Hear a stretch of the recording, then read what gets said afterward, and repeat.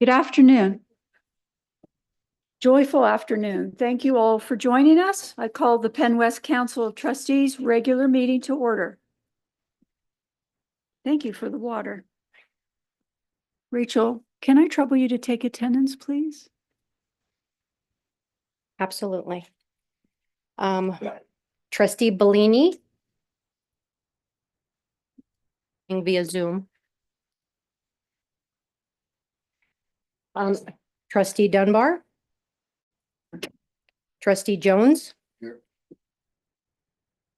Trustee Kennedy. Trustee Logue. Trustee Maggi. Trustee Nikolai. Here. Trustee Oberlander. Here. Trustee Pape. Trustee Pickett. Here. Trustee Weaver. Here. Trustee Whitson. Here. Trustee Yamba.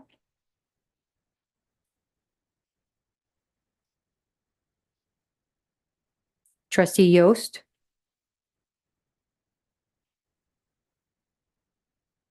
No. And we not quite yet. And then we also have our new trustee joining us. Thank you for that prompt. We are delighted that Trustee Timothy John will someday soon become an official trustee, but is sitting as a trustee where he will soon be appointed by the Board of Governors, as so said by Governor Neil Weaver, also a trustee. So he's been with us for the past 2 days, so he's ready to work in his job. And in fact, he will start now, because I would like to ask Trustee Tim to lead us in the Pledge of Allegiance from the unique perspective that he has of being a United States Naval Reserveman. Thank you, Tim, for serving.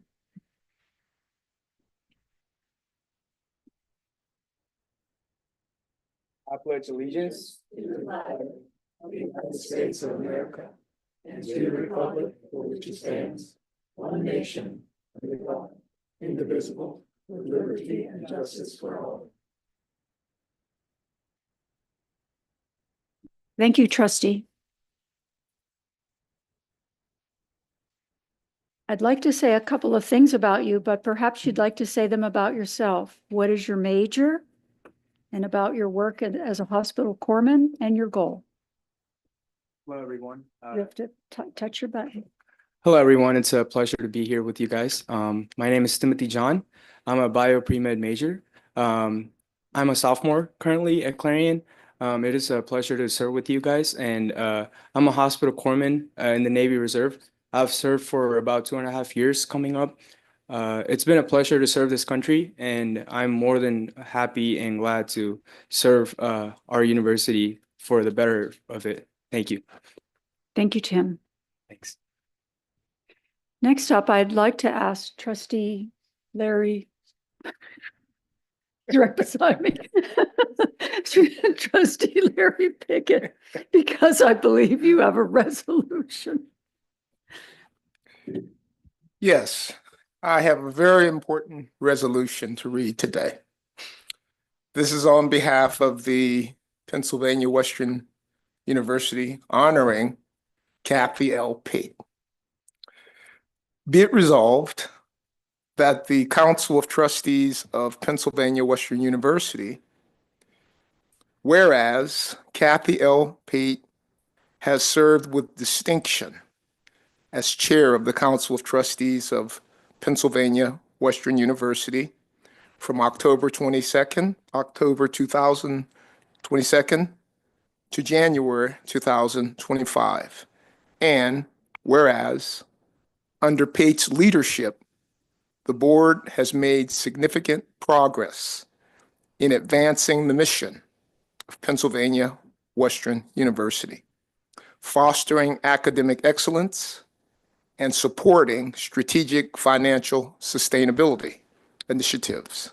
And whereas Pate played an integral role in the presidential search of the university, which led to the successful appointment of Dr. John Anderson. And whereas Pate has demonstrated unwavering commitment, dedication, and exceptional leadership to the institution, its goal towards long-term sustainability and improving Penn West student experience. Now, therefore, be it resolved that the Penn West Council of Trustees extends its sincere gratitude to Kathy L. Pate for her leadership to the university as council chair, and that a copy be presented to her with the council's appreciation. And this is signed by J.D. Dunbar, our chairperson, as of January 23rd, 2025. Well done. Well done. Well done, Kathy. I would like to ask that we have a motion in order to approve this resolution as Larry has read in recognition of Kathy. I would need a first and a second. We have a third and a fourth. I'll let you sort it out. Is there any discussion on the motion? We have a motion and a second and a third and a fourth to approve the resolution for Kathy Pape. All those in favor, please say aye. Aye. Aye. Thank you. Are there any opposed? The ayes undoubtedly have it, and the motion certainly carries.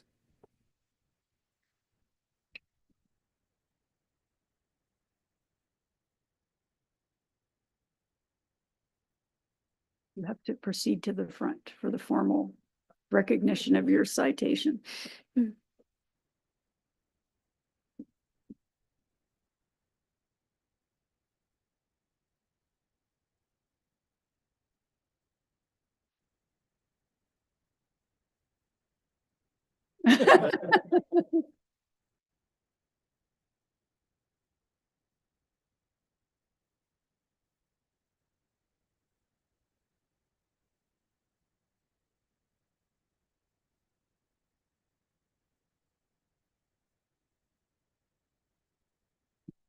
Thank you, trustees. We would also like to express our appreciation to Trustee Larry Magi for the work he has done as the Vice Chair of the Council. I will now ask Student Trustee Tyreek Whitson to present the resolution for trustee approval. Of course. Be it resolved that the Council of Trustees of Pennsylvania Western University, whereas the Honorable Larry Maggi has served with distinction as Vice Chair of the Council of Trustees of Pennsylvania Western University from October 2022 to January 2025. And whereas during his tenure, Maggi has served as co-chair of the Finance and Administration Committee and as a member of the Executive and Academic Affairs Committees, advancing the mission of Pennsylvania Western University, contributing to the advancement of Pennsylvania Western University's mission and fostering academic excellence, supporting strategic financial stability initiatives. And whereas Maggi played a pivotal role as chair of the Presidential Search Committee, culminating in the successful appointment of Dr. John Anderson. And whereas Maggi has enhanced the California campus community through his dedicated service to its Council of Trustees since 2016, reinforcing the institution's mission expand access to higher education opportunities for the region and beyond. Now and therefore be it resolved that the Penn West Council of Trustees extends its heartfelt gratitude to the Honorable Larry Maggi for his exemplary dedication to the university as Council Vice Chair, and that a copy be presented to him with the Council's appreciation. Thank you, trustee. Thank you. So I will now entertain a motion for approval of the Council of Trustees for So moved, Nikolai. of our trustee. Second. There's a first and a second. We did that. Is there any discussion on the motion? If not, we have a motion, a second to approve. All those in favor, please signify by saying aye. Aye. Are there any opposed? The ayes have it, of course, and the motion carries. Now we will have time to have your, as they move to the front, so everyone understands, these trustees are not leaving the Council of Trustees. These are resolutions made for them in honor of significant service serving as a trustee during times of great exigence, need, and transition. Thank you. Thank you, Kathy. Thank you, Larry.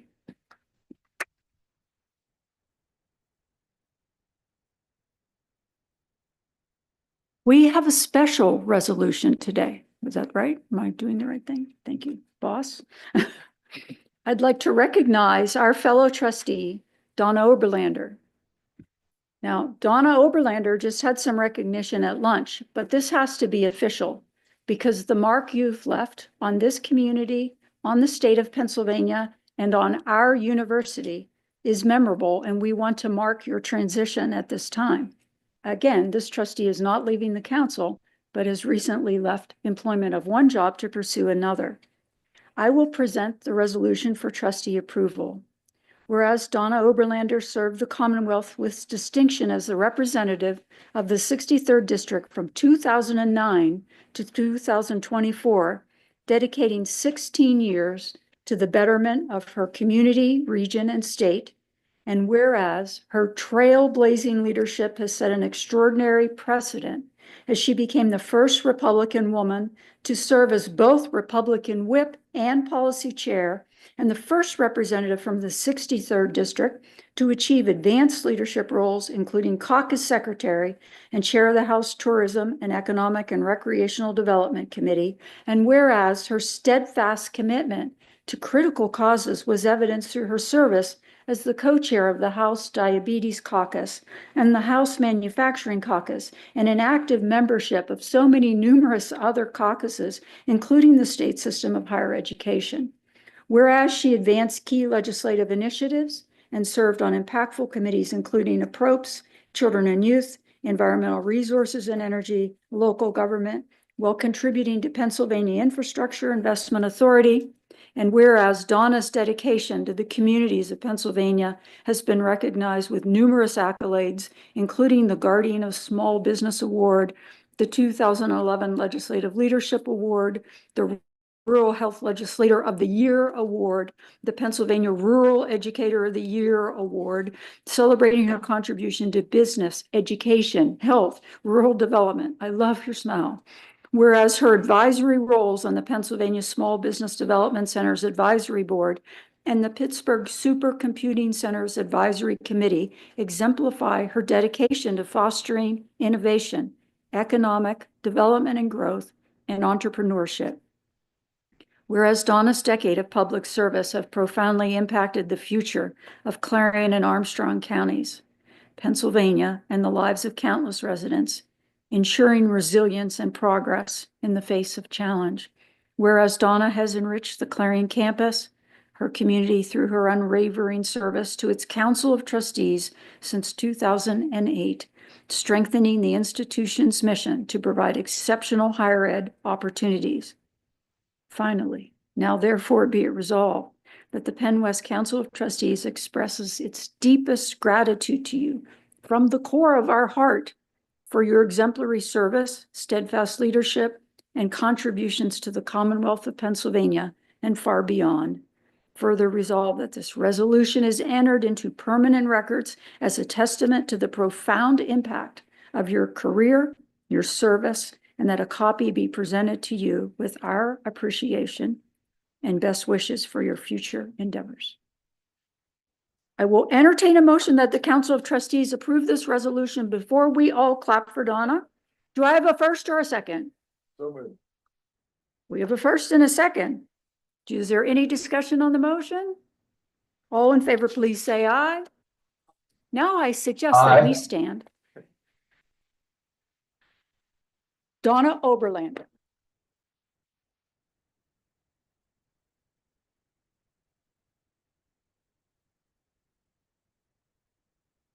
So trustee, if we can have you at the podium, please. Excuse me. I just didn't want to hurt you.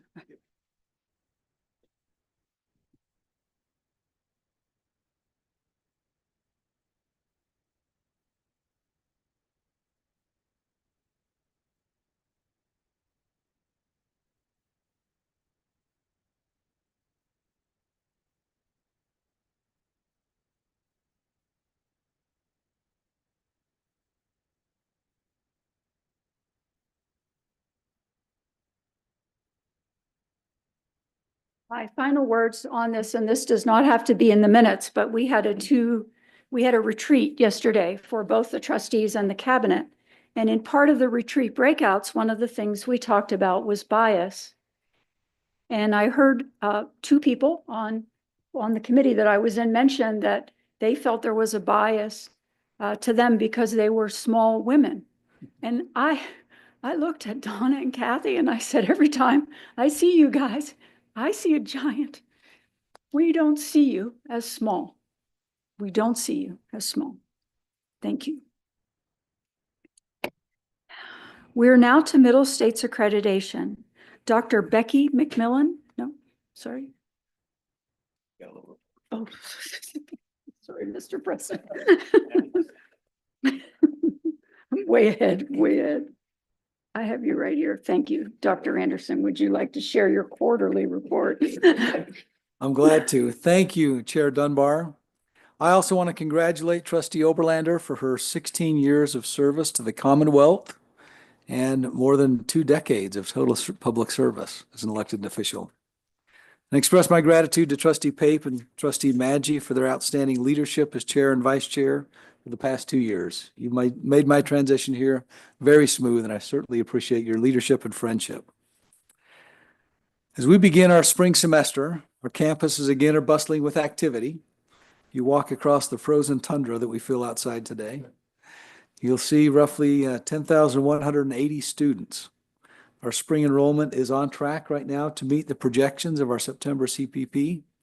And we have seen continued growth in graduate students and in our online campus. Since our last meeting, we've launched the Penn West Center for Artificial Intelligence and Emerging Technologies.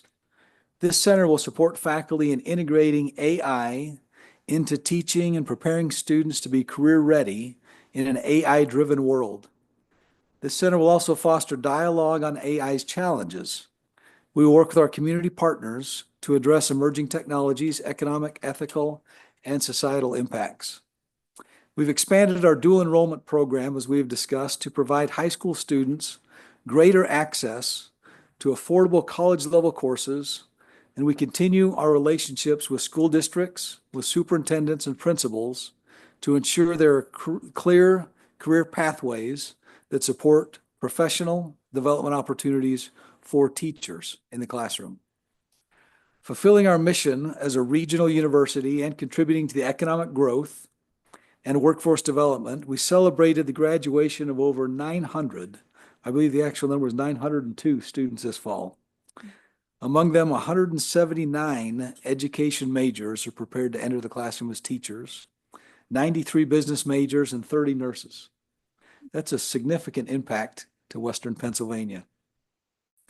We will hear from our shared governance leaders later in the meeting and cabinet members about recent activities across the 4 campuses since our last meeting.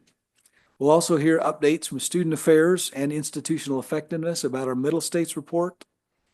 And expanded dining services, accessibility, collaboration between residence life and admissions to highlight specialized living communities and plans for the 50th anniversary programming of the Penn West Office of Students with Disabilities.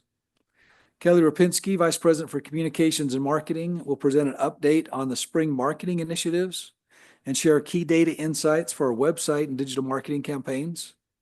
Dr. Bob Mihalik, Associate Provost and Graduate Dean, who's filling in for our Provost Jim Fisher, will discuss our expanded dual enrollment program, highlight new training to degree partnerships, share exciting grant-funded opportunities for students and faculty, and talk about our Frederick Douglass Institute.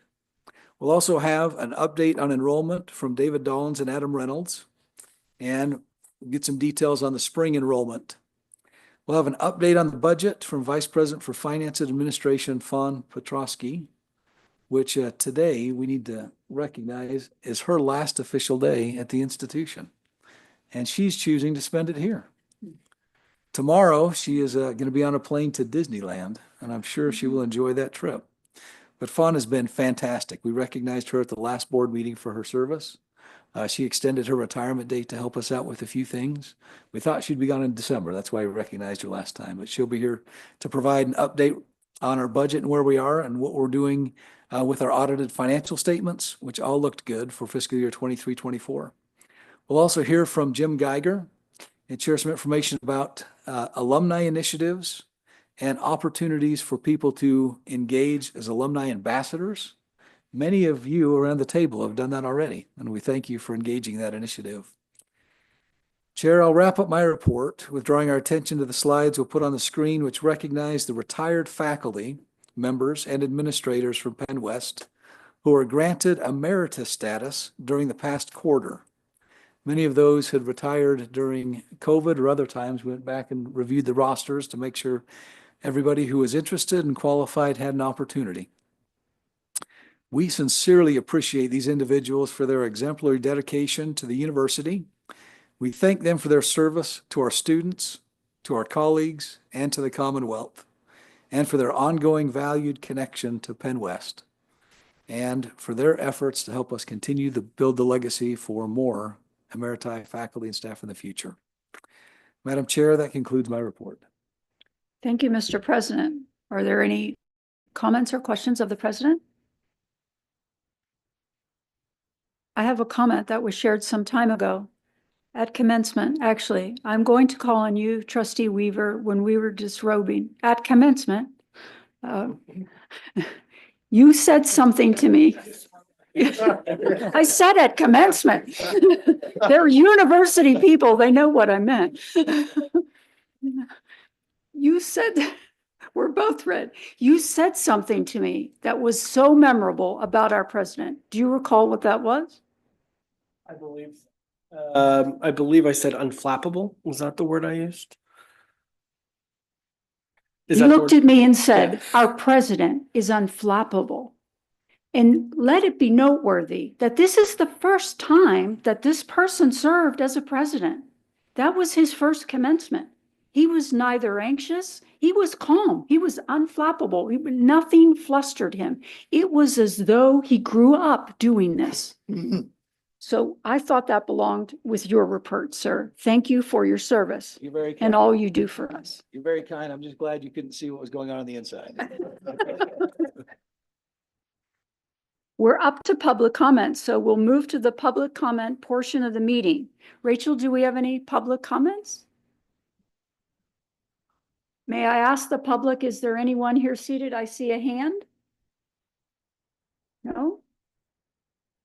Someone was waving. Okay, we do not have any public comments. We will now have remarks by APSCUF. Local APSCUF's president from each of our Penn West campuses are joining us this afternoon. I think I saw, and we welcome Dr. Joyce Overly. She's from Penn West Clarion, Dr. Sam Plaster. We'll just start with this one.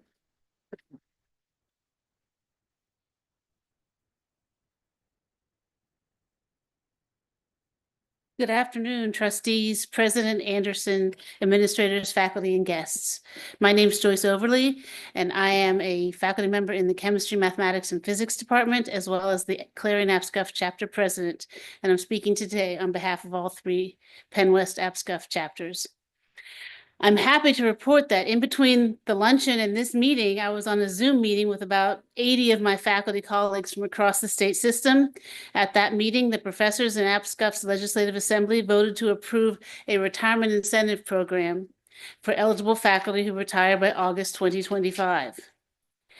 This incentive program is not only a benefit for the faculty who take advantage of it, but also helps the university meet its financial sustainability goals. The final step before the program can be implemented is approval by the Board of Governors, which is expected to occur at their meeting on February 5th and 6th. In other developments since the last trustees meeting, local APSCUF leadership and Penn West management have worked closely together to develop and implement new agreements for continuing education and for dual enrollment. These agreements enable the university to offer both non-credit and credit-bearing courses to non-matriculated students, such as continuing professional education courses for teachers and courses for high school students to get ahead before they leave to go to college, hopefully at Penn West. Continuing education and dual enrollment courses provide much needed opportunities for professionals and for high school students in the region and help raise awareness of Penn West in local communities.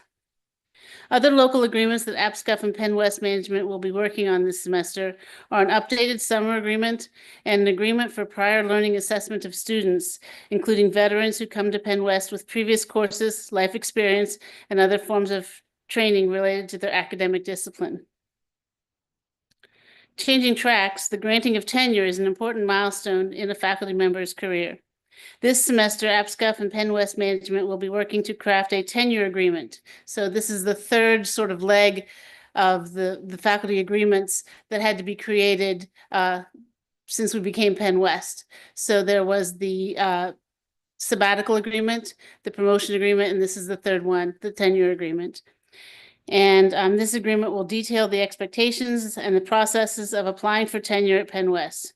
As with the development of the promotion and sabbatical agreements, this process will require much thought and collaboration between the union and management. Lastly, I want to mention that this will be my final time to report on APSCUF happenings to the Council of Trustees, as my term as president will end in May and I'm not running for re-election. I want to thank all of you for your collegiality over the years that I have been APSCUF chapter president. I couldn't have picked a better group of people to work with on achieving the mission and vision of Penn West, and the example you all have set in your leadership role at the university will always stay with me. Thank you.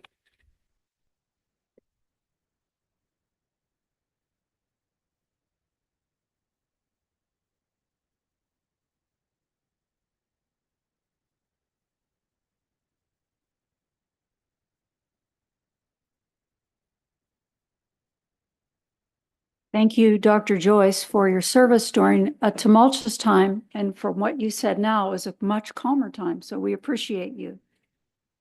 We'll now ask Dr. Sam Claster from Penn West Edinburgh to give his report. Start comments down to the chapter president and spare all the time. And I will just, but you give me the flower. I will say that actually that doesn't represent a negative thing. That's a positive thing for all of us, right? Because the more we start to come to represent one another, even if we're separate chapters or separate campuses, the more we'll benefit. So thank you. We're proud to have you here and we recognize you for being here. Is Dr. Mario Mason here as well? I'm here as well, and I agree with Sam's assessment. What we still plan on doing is that Sam's addresses are probably going to be 3 to 5 times longer.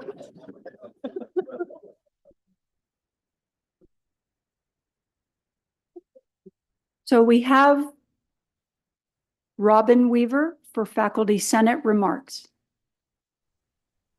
Actually, I'm just deferring to my colleague, Marcy McConnell. She'll be addressing the council for all of the Senate reports. Thank you. Thank you. Face to face here. Hello, I'm Dr. Marcella McConnell, Associate Professor of Mathematics and Education in the Education Department and Co-Chair of Faculty Senate representing Penn West Clarion. Thank you for continuing the opportunity to present on the behalf of Penn West Faculty Senate and update the Council of Trustees on our progress. Our Faculty Senate includes representation from all departments and campuses and is open to all faculty members. It serves as a platform where the faculty engage with the president and provost, providing crucial information to guide decision-making in the spirit of shared governance. We currently have 8 standing committees with representation from all campuses. These committees are academic standards, assessment, budget, finance, faculty affairs, general education, institutional resources and sustainability, student affairs, and shared governance. The Faculty Affairs Committee is working with APSCUF leadership to support the letter of understanding regarding campus culture, where the university is encouraged to form a labor management committee to facilitate discussions on expectations of faculty members relative to the campus culture. Additionally, university awards in recognition for cultural taxation, universities shall annually offer an award to the faculty member or faculty members for exceptional levels of service to historical, unrepresented, and at-risk members of the university community. Academic Standards and Assessment Committee are collaborating with the Middle States Working Group members to communicate the culture of assessment in departments and programs to support the Middle States Visit Days. The General Education Committee is assessing our general education program to determine what is working and what may need some polishing. Institutional Resource Committee is setting up meetings with Provost Fisher to communicate resources needed from the campus aesthetics to technology needed to effectively teach courses across Penn West campuses. Faculty forums. Each campus has a faculty forum committee consisting of a co-chair, 2 faculty members, and a student working on the development and planning of forum meetings. These meetings meet monthly, offering the faculty the opportunity to connect in person to discuss concerns, share strategies, and address successes and challenging things going on specific to each campus. As the co-chairs, we believe the forums are fostering open communication and helping to break down silos and feelings of isolation. Though these discussions, it is clear that the student success is central to our work with the focus on curriculum, advising, scholarship, student data accessibility, and cultivating a strong sense of community.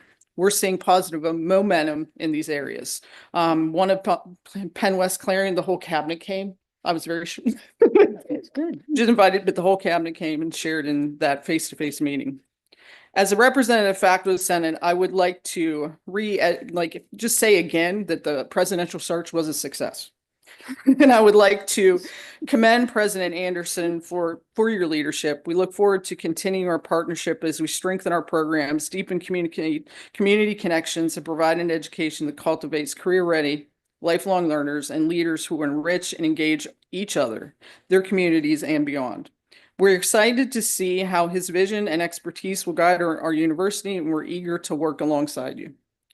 Your administration has been actively participating in our Faculty Senate meetings, addressing concerns, answering questions, and providing insight into the complexities of the potential solutions.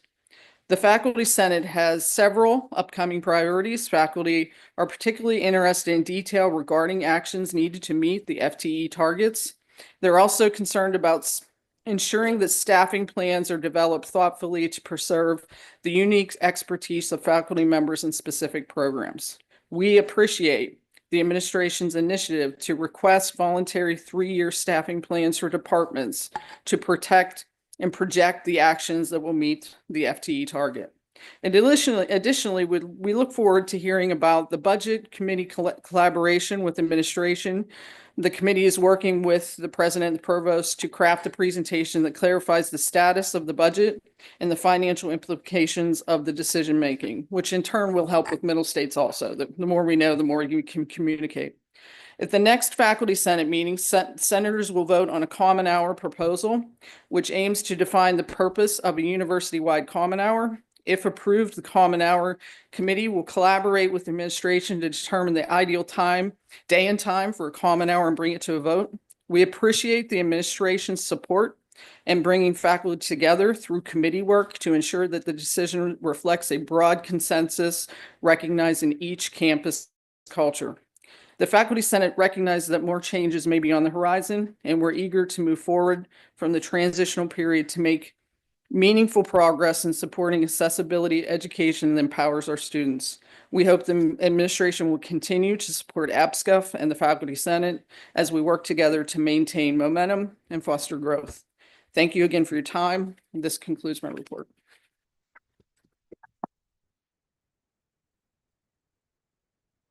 Thank you, Dr. McConnell.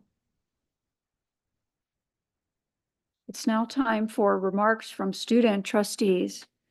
Trustee Tyreek Wilson has not only his report, but has Trustee Yost's report. She's not able to join us, but Tyreek Wilson will be delivering both reports. Thank you. For California's report, students are back and very excited for this semester. Lots of big events are being planned for the spring, such as returning for the first time in 2 years, a campus dance, which is hosted by Student Government and Black Student Union. It's going to be happening on March 20th, which is a Thursday, and details will be released very soon. The big event on Saturday, March 29th, is a day of community service sponsored by Student Government Association. Many clubs and organizations come together to volunteer and help with projects around the California community. Student Activities Board will be hosting their annual spring concert later in the semester. Also, more details coming soon. Then more club and organization events will be happening with collaborative effort between students on campus, and all will be promoted on Engage, social media, and other outlets of communication.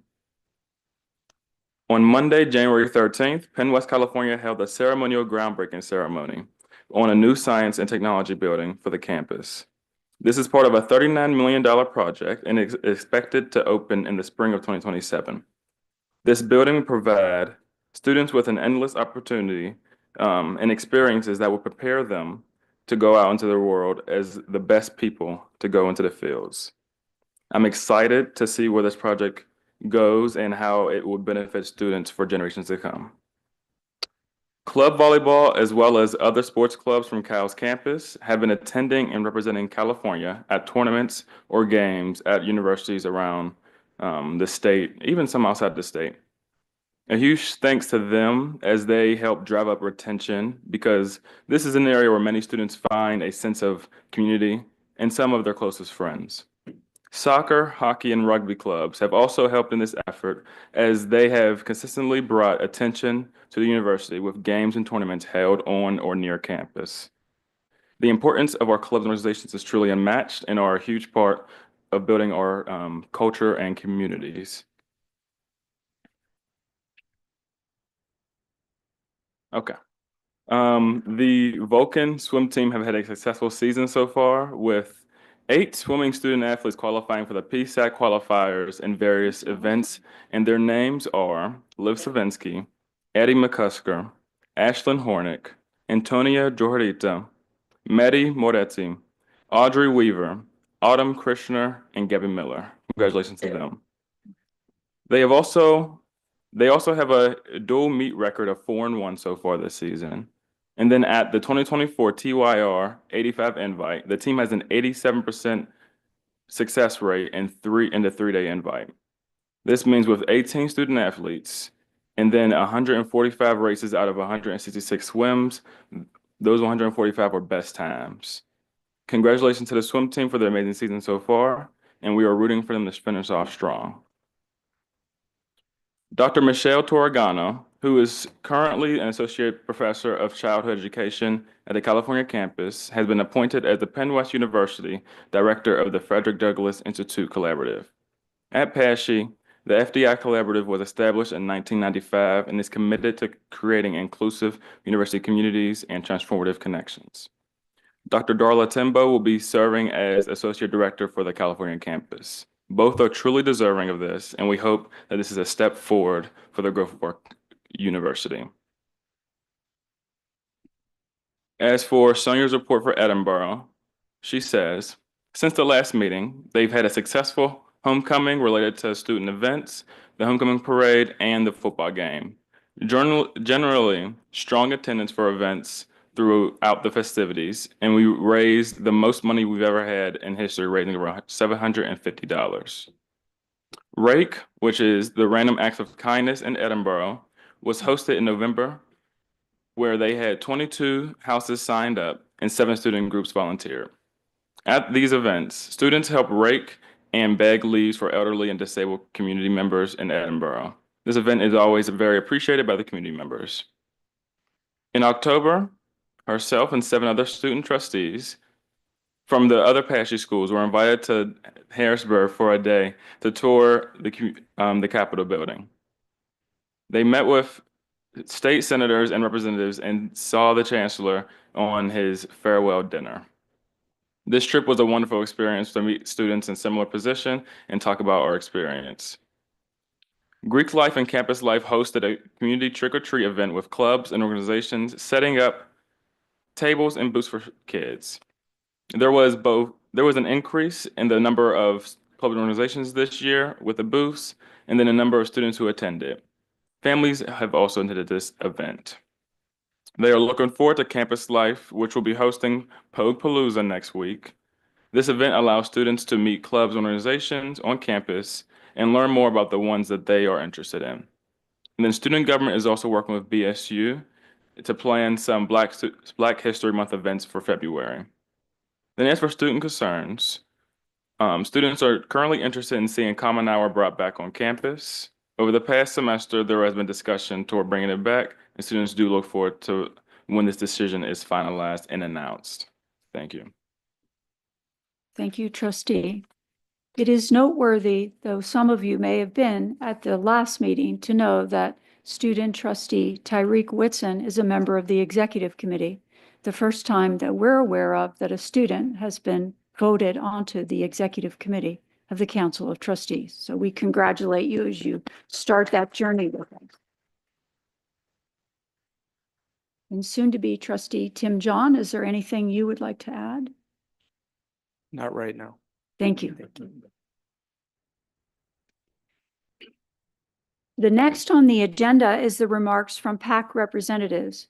Trustee Mark Bellini was prepared to provide this report, but he is unable to be with us today, and he has shared the report with the likewise PAC representative, Trustee Oberlander.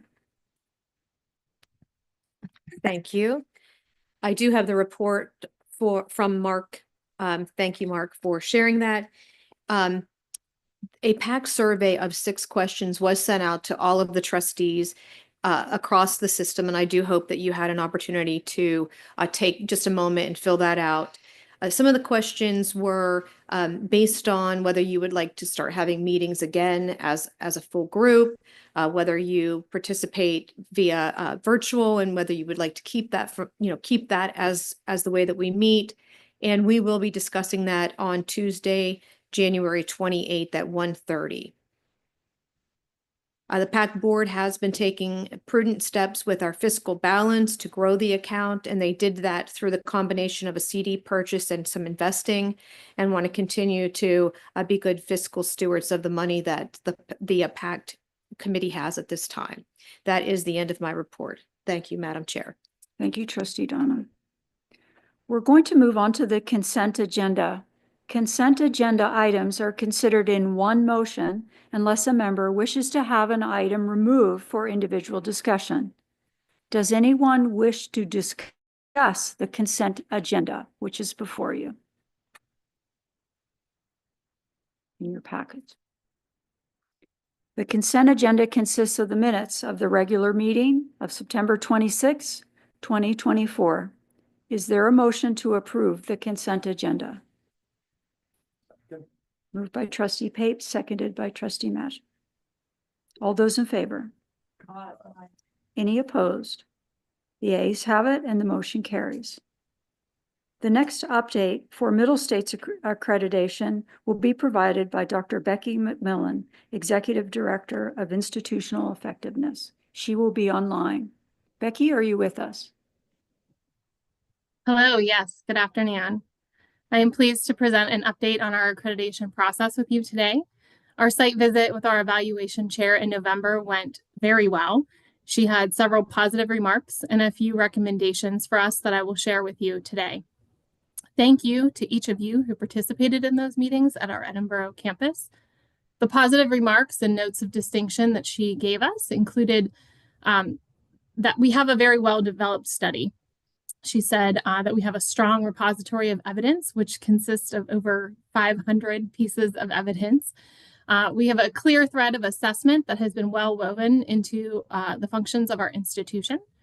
She also commended our steadfastness through the integration process and the acknowledgement of the enormous amount of work that we have gone through to come this far. Part of the story that we told in our Middle States report is not only who we are as Penn West, but what it took to get here through the integration process in the midst of a pandemic. The chair also expressed that she wished that she could share some of our work with her colleagues in the field so that they could kind of see how things should be done. She noted that she believes that we're in a really good position for our site visit in March. The recommendations that she included for our report was to update some of our language around current initiatives. When we wrote this report, it's been a year plus in the process. And so writing it in the spring and the summer, the draft that went to her included some language about things we were going to do in the fall of 2024. She recommended that we update those for the report that's actually being submitted tomorrow to include the progress of those items that we said we were going to do in the fall. So we have done that. She also recommended that we include a list of acronyms, which we actually had in the report and pulled out due to space limits. So we put that back in. She also suggested that we clarify the structure of our steering team. The report included a list of working group members, but she wanted to see the chairs of those working group members highlighted in the report as well. So we added a table to include that information. She asked for us to elaborate on how assessment outcomes are tied to the budgeting process. This was not a surprise to us. This has been kind of a hot button with Middle States across all institutions, not just necessarily Penn West. This is something that they have had a focus on. And so we have been working institutional effectiveness in the Middle States Steering Committee has been working not only with Fawn Petrosky's area, but also academic assessment leads to draft a report that will be ready when the evaluation team is on site to give them more extensive details about the assessment results that we saw from the 23-24 academic year and how those have been tied to budgets because we are doing the work and we just need to be able to document that for them. So we are working on that. She also asked that we narrow our list of opportunities. So within the report, at the end of each standard, not only did we write our strengths and what we thought we were doing really well, we also wrote opportunities that we felt as an institution were goals and things that we were working towards achieving. Our chair felt that we had put too many of those into our report, and so she asked us to scale those back. We took the approach of scaling those back into 3 focus areas that Dr. Anderson has actually spoke to the institution about and shared in his letter at his 100-day mark at the institution. And those areas are refining a clear vision and value proposition for Penn West, engaging the neural network in an ongoing development of Penn West, and stabilizing and strengthening our Penn West systems. So we have updated the report and streamlined those, so we think she'll be pleased with those. And then finally, she asked us to clearly articulate how academic committees communicate information to the president. There was some language within some of our academic chapters that mentioned something went to the president for review or approval, and it wasn't clear to her that that also included the provost in that process. So we simply added some language in there to clarify that for her. Our next steps are revising the self-study, which we actually have done and are prepared to submit tomorrow. I think I just got the final version from Marketing and Communications within the last hour, so we're ready to do that. We also have heard from Middle States on our evaluation team and the members that will be coming with our chair on site. The cabinet has reviewed those for a conflict of interest, and we've sent that back to Middle States, so we expect those 2 members to be notified next week. And then the final step is our full evaluation team site visit in March. All of you will participate in that. You'll hear more about details and meetings, times, and agendas to come. But we thank you for your continued engagement in this process. We'll certainly be in touch with details as we get closer to March, and we're really looking forward to continue to share the Penn West story with Middle States. Thank you. Thank you, Dr. McMillan. Are there any questions or comments of Dr. McMillan? Sorry. Okay, hearing none, we'll move on to the communications and marketing update. In her inaugural aspect of being the vice president for this committee, we welcome Vice President Kelly Rapinski. Welcome, Kelly, and thanks for all the work you do for us trustees.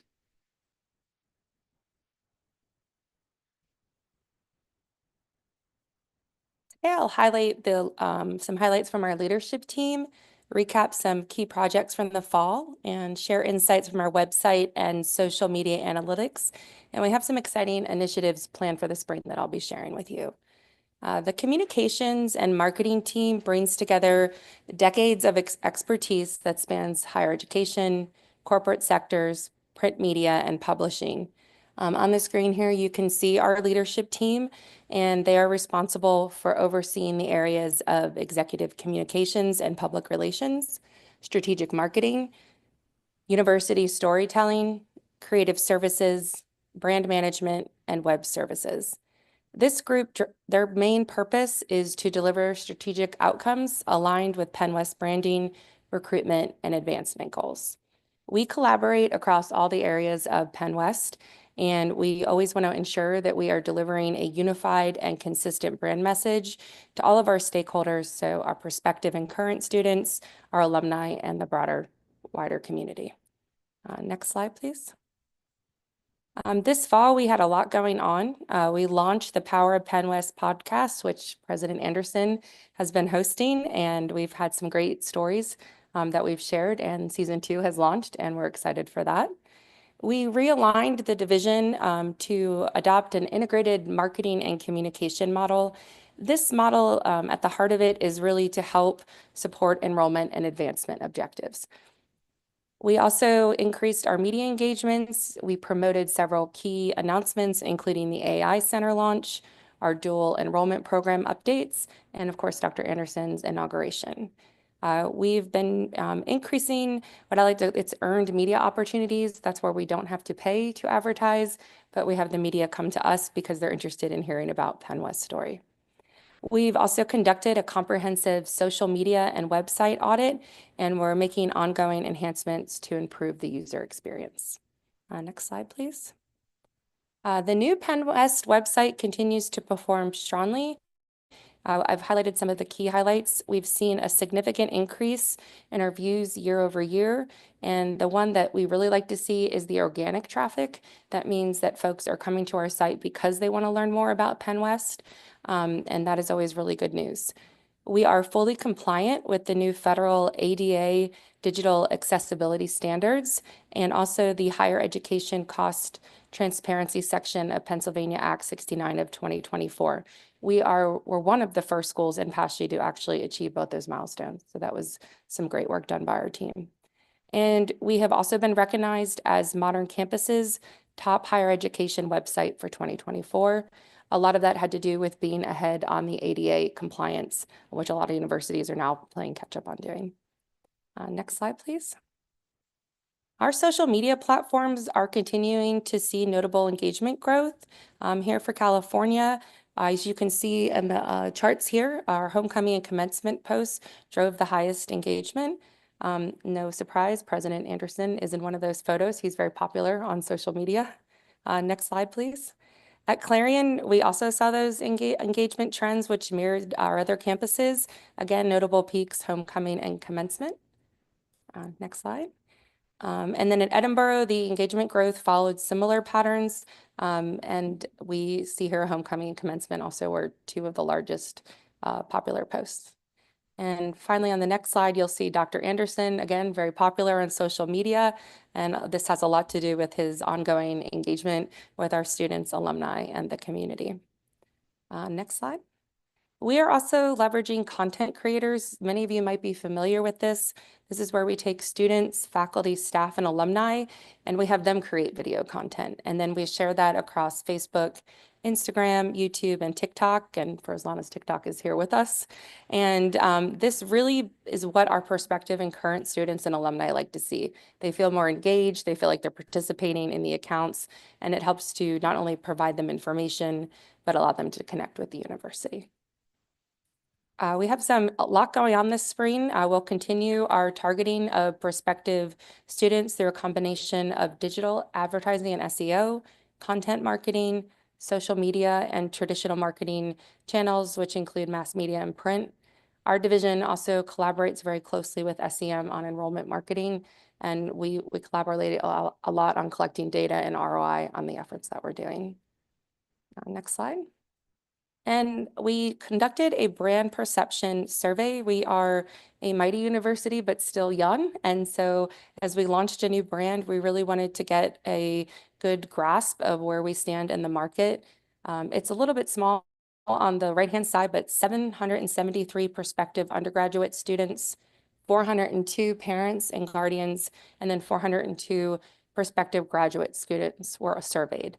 And there were some key findings through that audit, which was that we do actually have a very strong brand awareness and positive market perception of the brand Penn West. They associate Penn West with being welcoming, trustworthy, supportive, and traditional, and that probably doesn't come as a surprise to anyone in this room. And the one area that we saw a lot of opportunity to strengthen our program messaging and is with our undergraduate market. So the Better Together campaign really did well with the graduate market, and we saw that in the growth with our graduate and online. And so we're looking at some opportunities in the spring to now be more aggressive in our marketing to undergraduate. Next slide. So part of this is looking at a brand refresh. We're not rebranding, we're not changing all our colors, we're not changing athletics, but think of this as sort of a sharpening up of the brand. It's a way to stay fresh in the market and with the trends. So as other folks have talked about with the Middle States, as we're looking at our values and our brand pillars and the goals that we're looking at strategically, we will be updating our digital and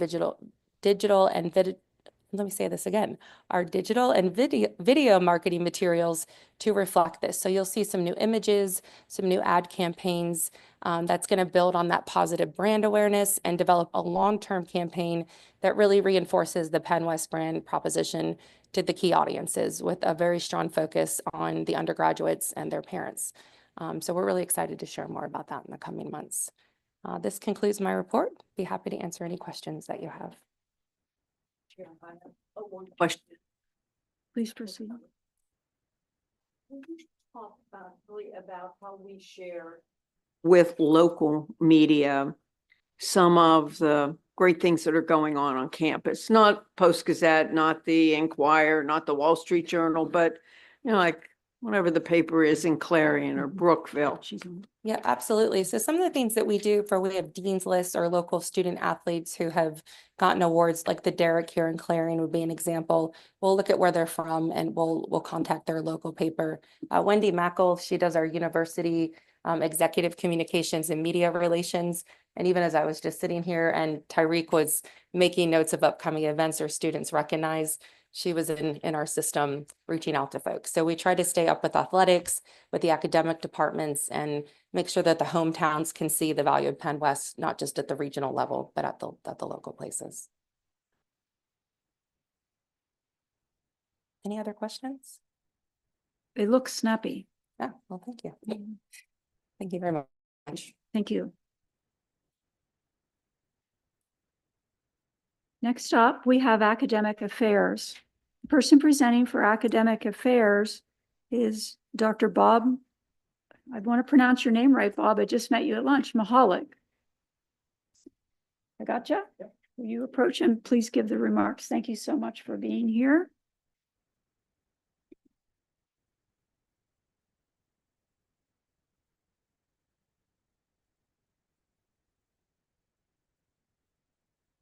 Sure. I'm sorry. Do you mind to repeat the question? Yes. Do you want a co-report or would you like to let Dr. Mahalik go first?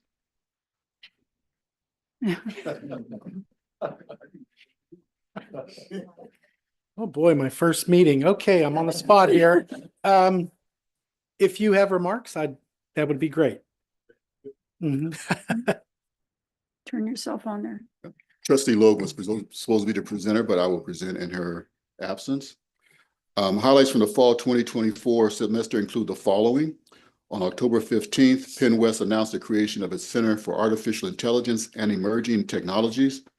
The center, fully launching in the spring semester, will serve as a dynamic hub preparing students, employees, and community partners for the responsible adoption and innovative use of AI and emerging technologies.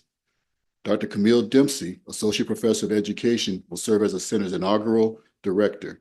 Dr. Dempsey is a nationally known expert and consultant in AI and education technology. She's a faculty research fellow in artificial intelligence through the International Society of Technology and Education and an EDSAFE AI Alliance Catalyst Fellow. She also serves as a Google Women Ambassador, a Google AI Mastermind for Women, and a Google Educator Group Leader. Penn West now has a chapter of Salute, which stands for Service, Academics, Leadership, Unity, Tribute, and Excellence, which is the only national honor society that recognizes and honors the services of and scholastic achievement of student veterans. Penn West student veterans can now join Salute, which will, among other things, give them access to additional scholarship opportunities.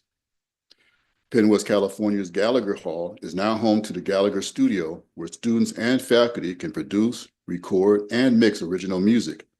Every Thursday, Assistant Professor of Music, Dr. Gregory Davis, hosts open studio sessions with the help of commercial music technology students. The sessions are open to students and faculty of any Penn West campus and offer an opportunity to work with professional equipment and experienced producers to create original recordings.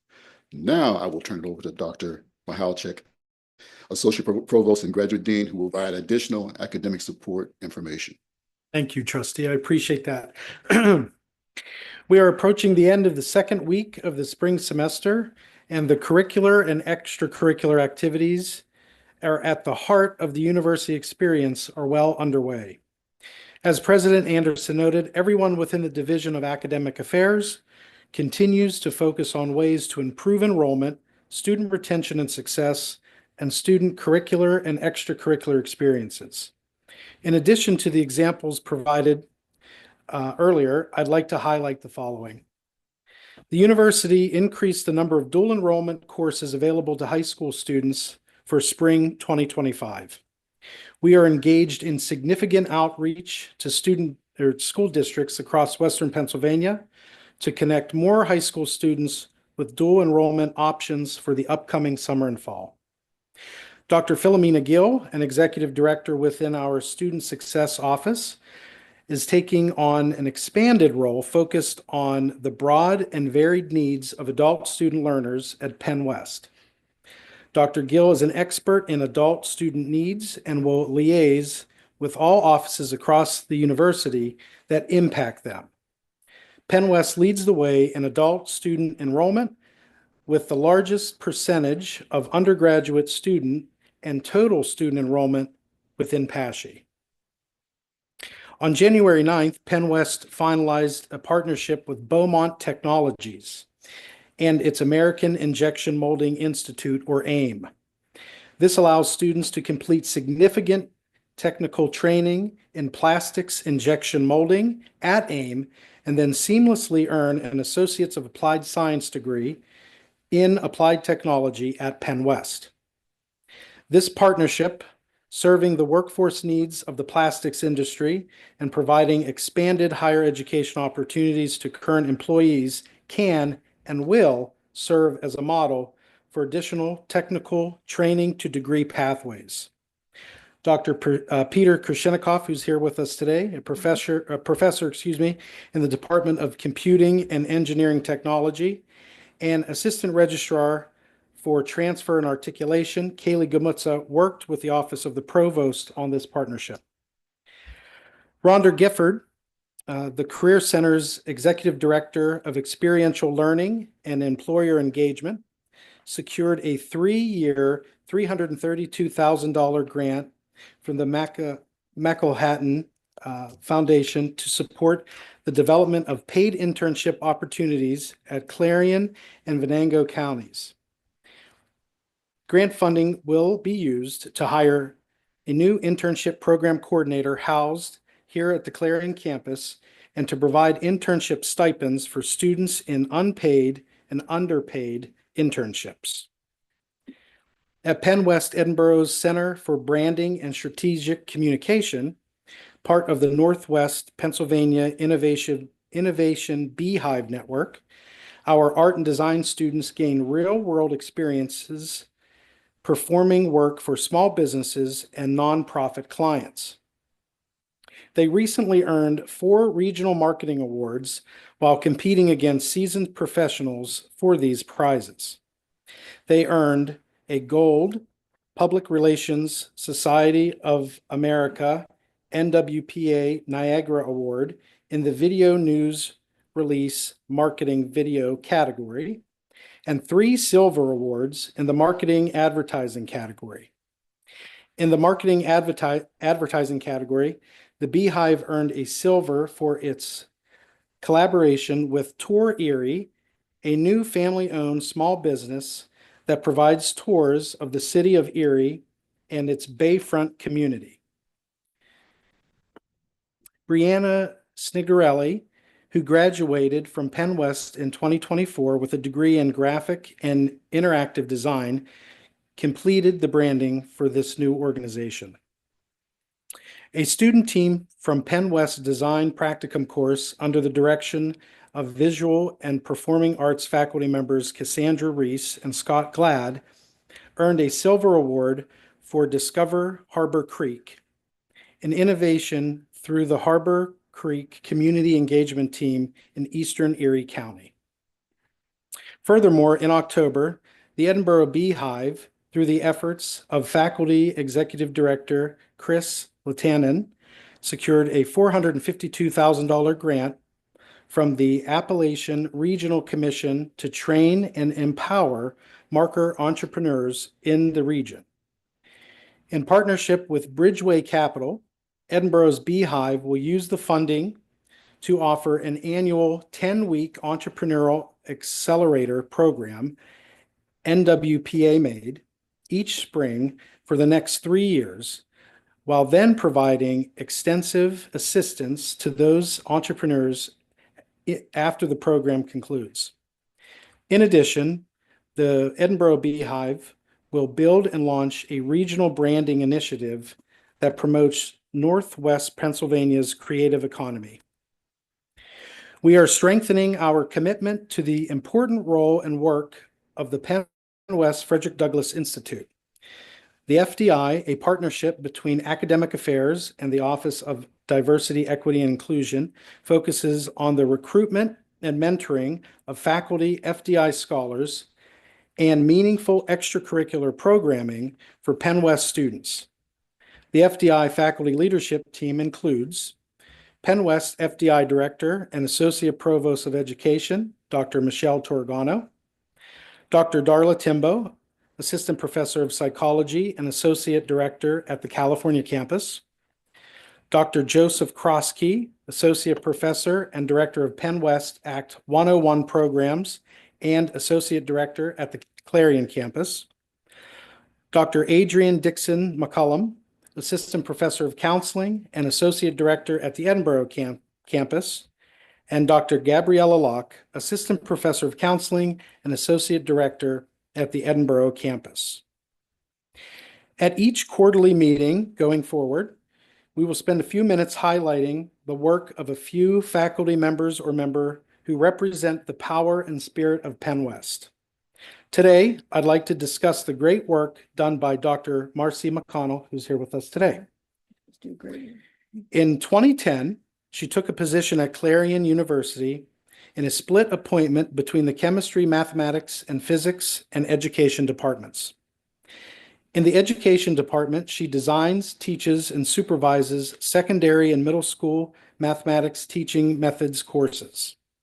In the chemistry, mathematics, and physics department, she teaches mathematical concepts in grades K through 8, introductory algebra courses, pre-calculus, and research in mathematics, teaching, and learning graduate courses. Since fall 2023, she focuses on teaching future teachers how to teach effectively full-time in the education department. As a Clarion University alumna in her bachelor's and master's degree and living in the borough for over 15 years, the Clarion community is her home. Dr. McConnell consistently reaches out to the Clarion County local schools to help support students and their success in mathematics. She has organized events for mathematics and science faculty to visit local and regional high schools to inspire students to continue working in the STEM fields. Since the spring of 2016, the traveling mathematicians have visited 16 school districts, presenting 20 math visit days, work collaboratively, engaging over 1,200 high school students in worthwhile mathematics. Dr. McConnell has also organized STEM and mathematics days on campus with over 100 high school and middle level students per year, with 4 to 5 visits from local area schools. Dr. McConnell also collaborates with her mathematics faculty members to support the annual Ben Freed High School Mathematics Competition. Ben Freed initiated the high school mathematics competition in the 1980s, and over time, the competition has grown into a regional competition with more than 20 schools and over 200 high school students coming every November. Beyond this recognition, the top students of that competition will receive scholarships to Penn West. Dr. McConnell also supports teaching students by creating and implementing innovative networking opportunities. Every spring, she invites 10 to 20 principals and teachers to participate in a mock interview night. The students dress up in their finest attire and participate in panel discussions, have 4 to 5 mock interviews, and gain knowledge on how to improve their interviewing skills. Additionally, a few mock interview nights have even landed students interviews and then teaching positions. Marcy works hard to make sure Penn West students have choices rather than limitations, so they are empowered to reach their highest heights possible in any curricular path and career choice. Dr. McConnell embodies what it means to be a faculty member here at Penn West, and we are proud of her accomplishments, collaboration initiatives, and most importantly, her dedication to all Penn West students. Please join me in recognizing Dr. Marcy McConnell. Marks.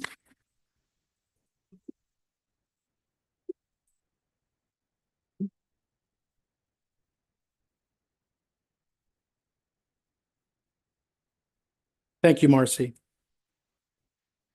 And on top, Faculty Senate President. I could have gone on, but I had to cut it off somewhere. But thank you so much.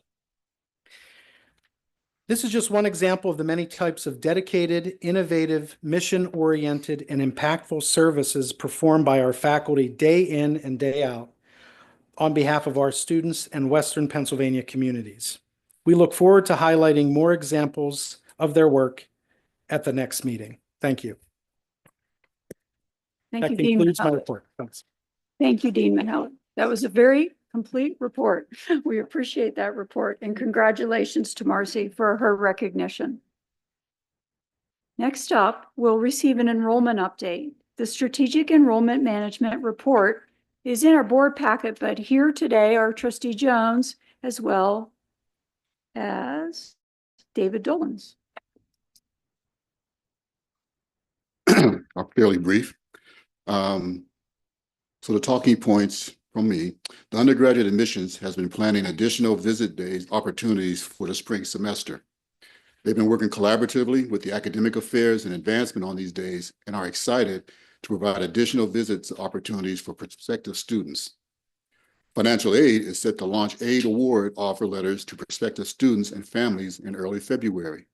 This will help support admissions and overall yield efforts for new incoming first year and transfer students. SEM has launched a couple of direct admission initiatives with leading partners, niche.com and the Common App, to increase application and ultimately deposit activity. Early indications of these efforts show an increase in our state applications and deposits for fall of 2025. And now I will turn it over to Assistant Vice President for Strategic Enrollment Management, David Dollins. Thank you so much, Trustee Jones.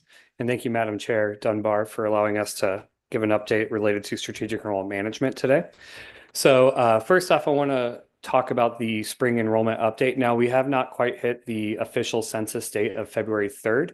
However, I did want to provide an update as of the start of term to where we currently are in terms of our overall headcount and overall enrollment. And we work closely hand in hand with finance administration as well to kind of project and update throughout the semester how enrollment is happening. So as you can see here in the funnel, we have 10,233 total headcount as of late last week. Currently, we're pretty much right on track with that as we've kind of been watching the enrollment throughout the last few days and with going into the second week of the semester.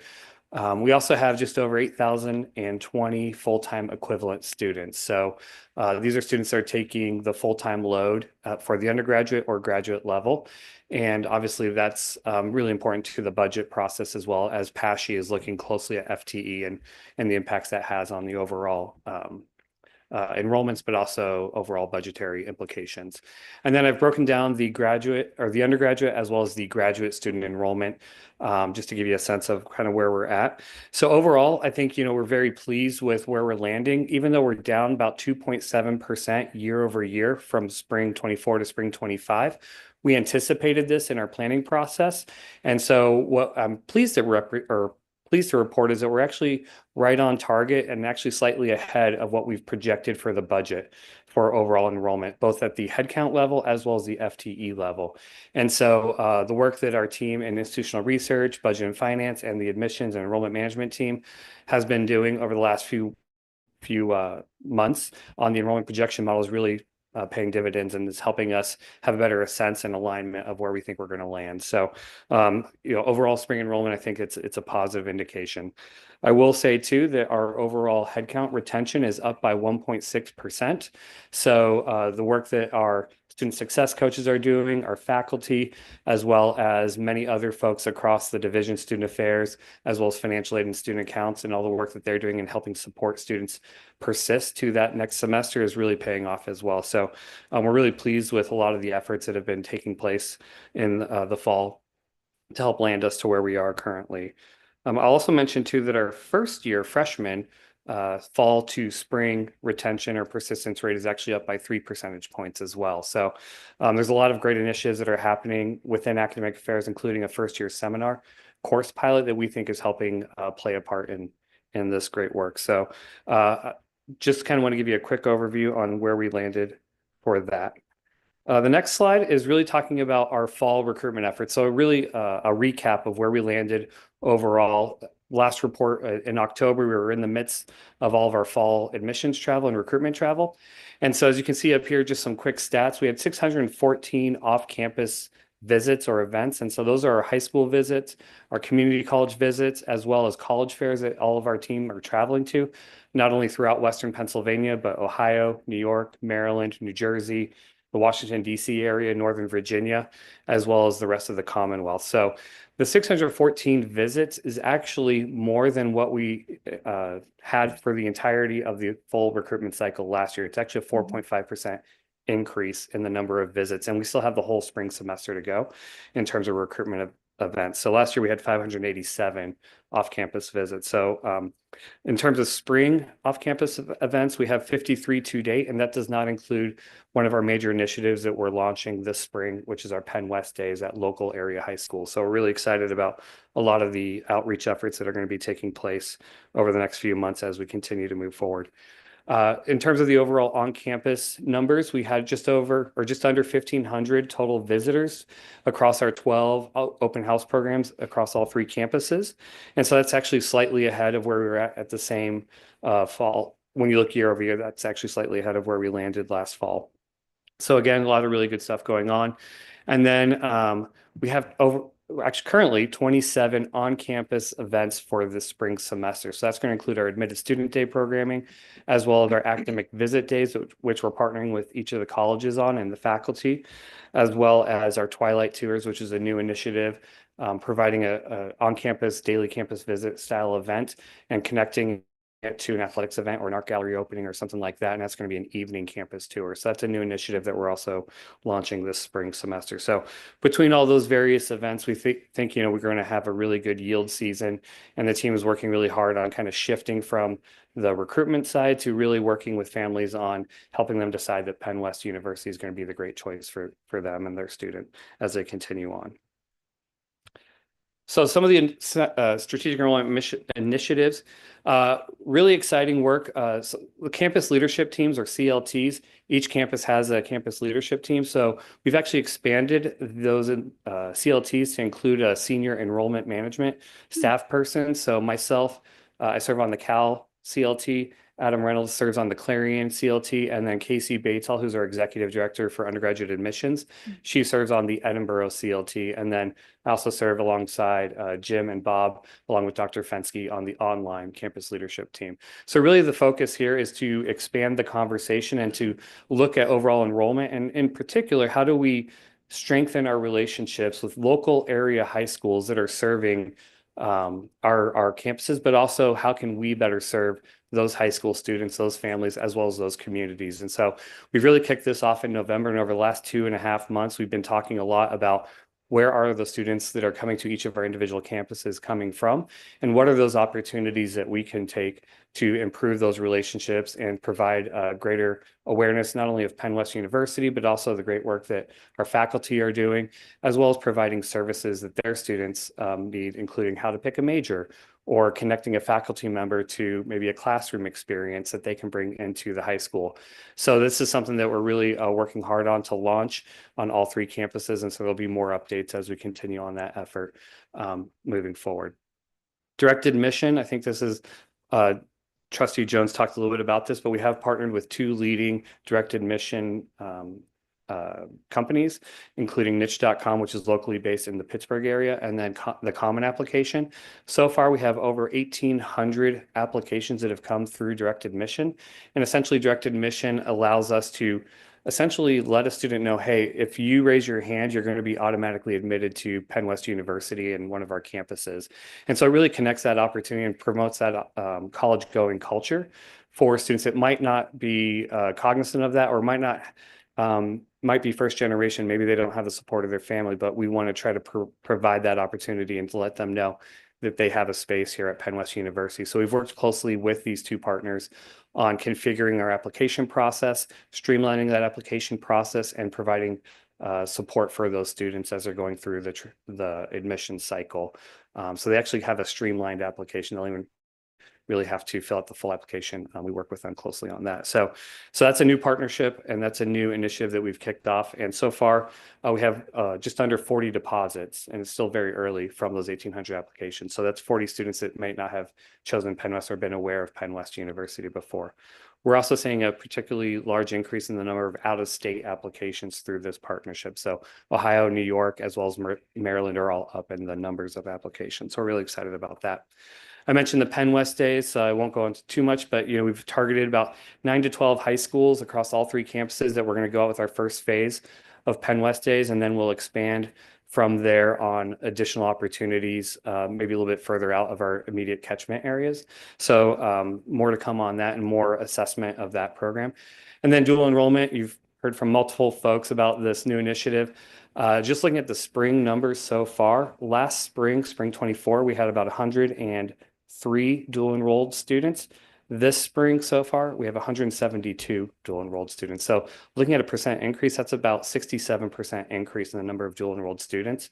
And so I think, obviously a big contribution from all areas of the university to support that effort and help create those opportunities for those high school students to continue on.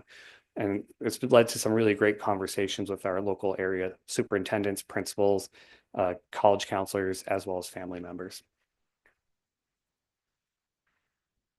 And then just wanted to kind of touch base on financial aid. So for the financial aid year, or we call it the aid year, aid year 24-25, we financial aid actually dispersed just over $51 million in federal financial aid. That includes direct loans and Pell Grant dollars, as well as Teach Grant dollars.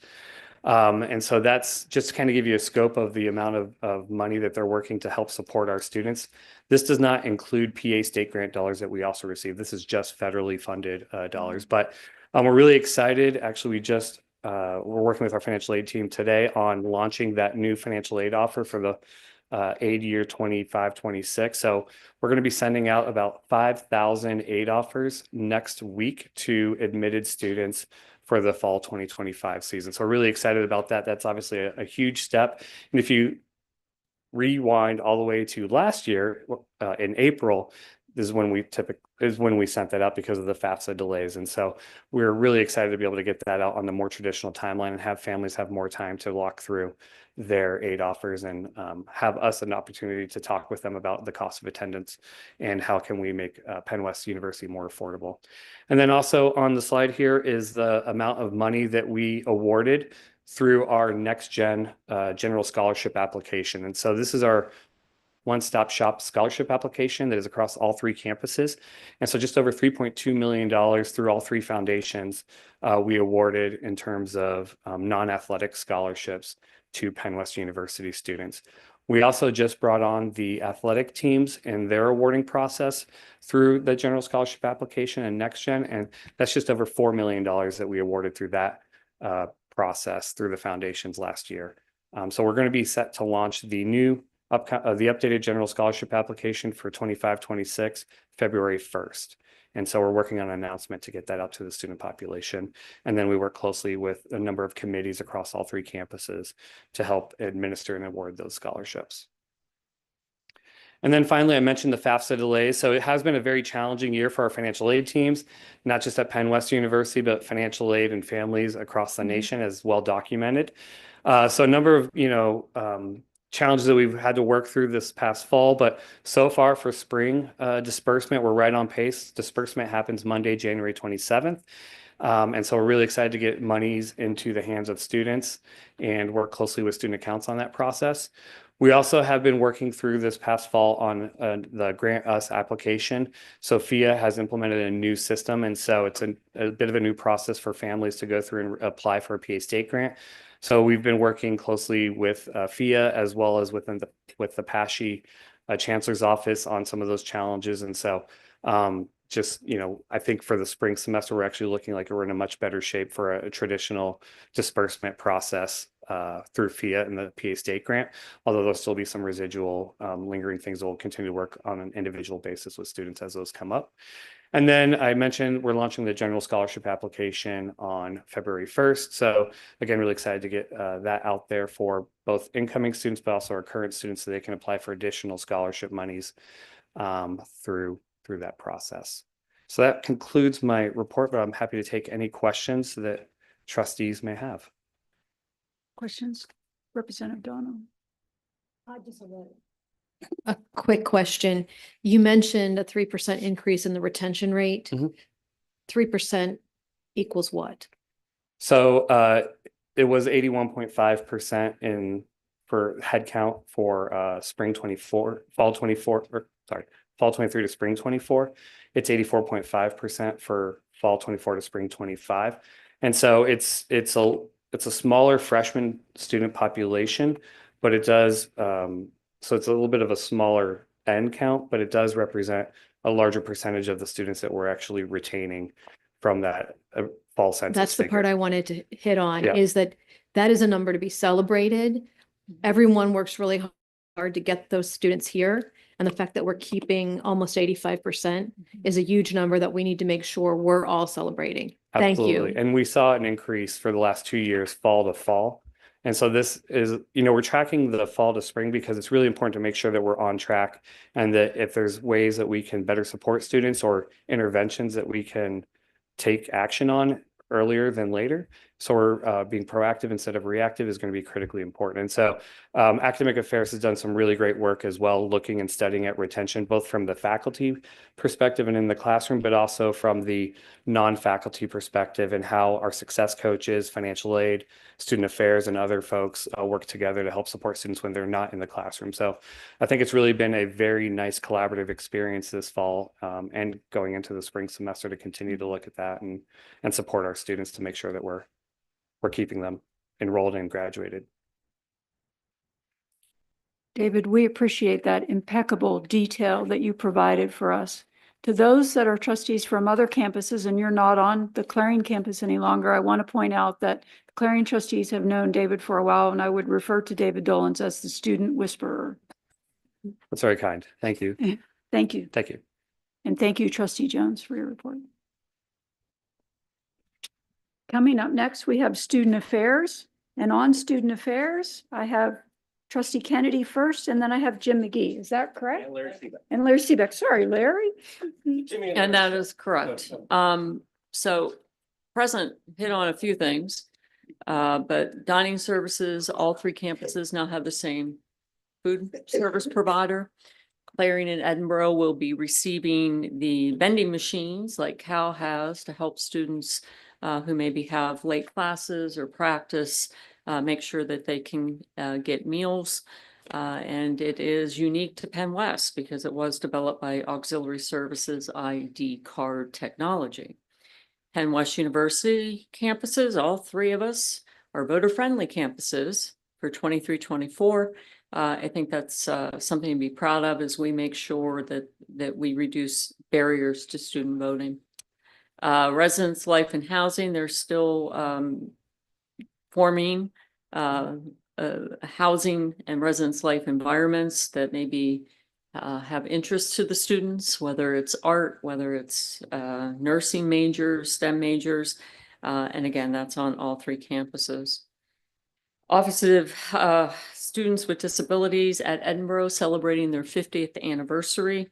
Open house was last week on the 17th.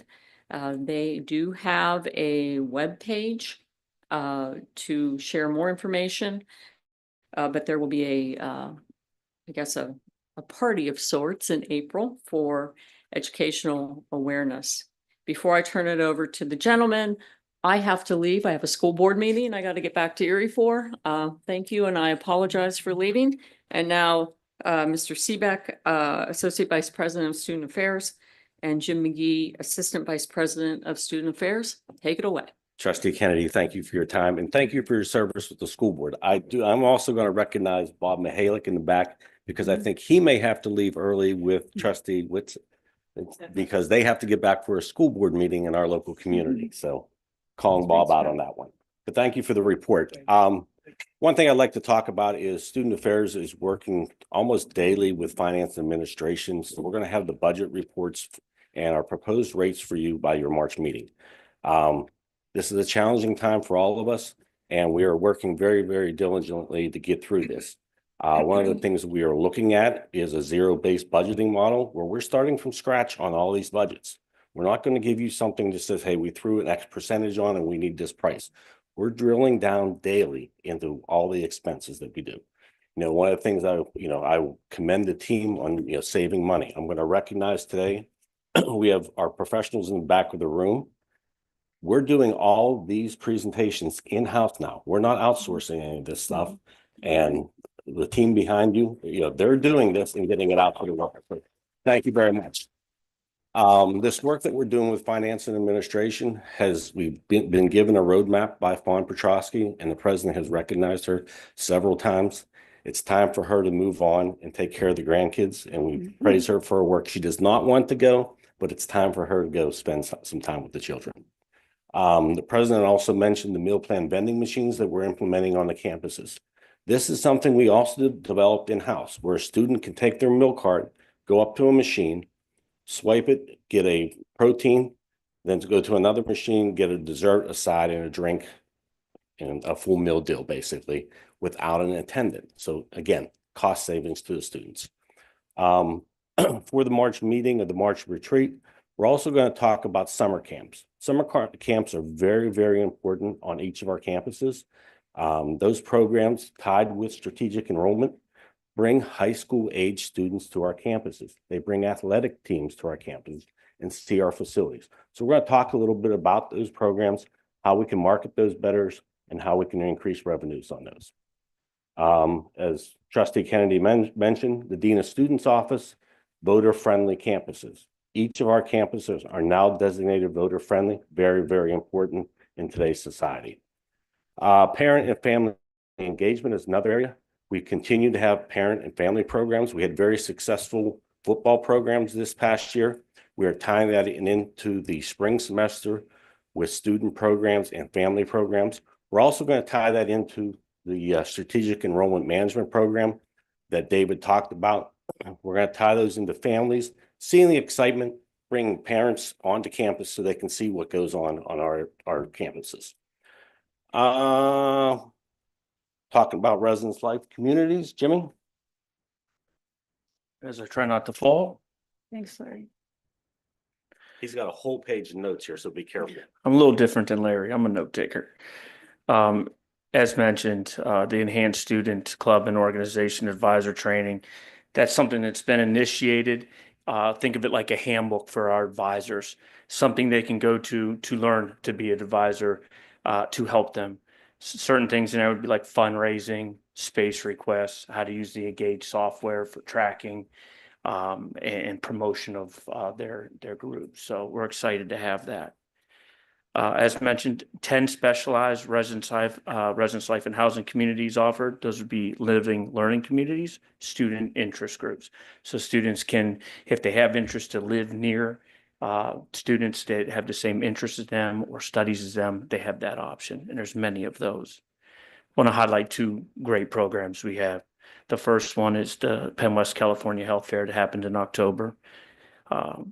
Both of these programs at Edinboro and Penn West California, outside agencies and the university are part of. We're very proud of our outside agencies who come, hospitals, clinics, chiropractors who come help us do these. But the one at Penn West California focused on healthy eating awareness, knowing your numbers such as blood pressure, what happens if you get blood work, what does that mean? Mental health. We even had a tattoo artist there, but they weren't permanent tattoos. Thank you, because most students were getting them on their face. And then we also had an artist that did caricatures, so that they could do some fun things at that one as well. The second one is the Stories of Strength Day. Very powerful program at Penn West Edinboro, very mental health focused. Relaxation activities, faculty, staff, students. There was over 20 activities, 15 outside vendors, painting rocks, doing yoga, yard games, teaching awareness of relaxation and coping skills. Followed by a suicide awareness walk around the track where President Anderson, students, faculty, and staff, and our athletics teams and their coaches participate in that event. Both events were very successful, and the students had a lot of fun. Last but not least is the 50th anniversary for OSD at Edinboro. So exciting over the years, the wonderful things that they have done. I say it many times, Penn West California and Penn West Clarion, they have OSD as well. It's a service at Penn West Edinboro. It's a service and a program, and the wonderful things they do. And last week, as mentioned, there was an open house. Many faculty, staff, and students came. The food was great. The tours were great. A lot of great questions were asked, and we wanted to promote what actually happens in that area so everybody can learn more in case students need that resource. And then upcoming, as mentioned on the website, Autism 101 and 102 trainings are coming in February, excuse me, that our staff are going to facilitate. We have a wheelchair basketball game in February that we're very excited to promote. And if you would like more information, it is on our website. So thank you. Any questions? Question. There's a question. Trustee Jones? Is there any strategies to tap into your upward bound programs? We're looking at our faculty members over there for their, because they lead the upward bound programs, but my wife is a prodigy from the program, so yes. I just asked because it's a those are students, program. they spend time on our campus 2 to 3 years, and yes, we should be making sure that we have a conduit for them to actually enroll into our. Absolutely, I would. I'm looking at Dr. Mihalik and. One of our associate deans, Tom Wickham, works closely with Upward Bound in the TRIO program. So yes, it's a very active program that's represented on all 3 campuses. All right, thank you. Yes. If no other questions, I just one comment. On Monday, I had an opportunity to attend the MLK program. It was a breakfast program at Clarion. the 13th annual program. And, being across all the campuses, I know we do some tremendous programs, but this is the 13th annual breakfast program that they do. And it was amazing to see 60, really, it was led by community members. President did speak, but Dr. Day, retired provost at Clarion, I believe, spoke and gave a great remarks. And I just have to commend Clarion for 13 years of that program. So thank you. Thank you, Larry, for saying that. Thank you, Jimmy. Thank you, Trustee Kennedy.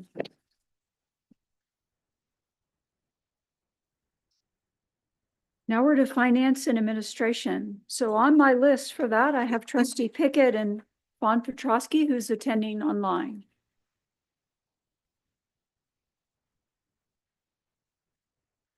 Thank you, Madam Chair. Great things happening in finance and administration.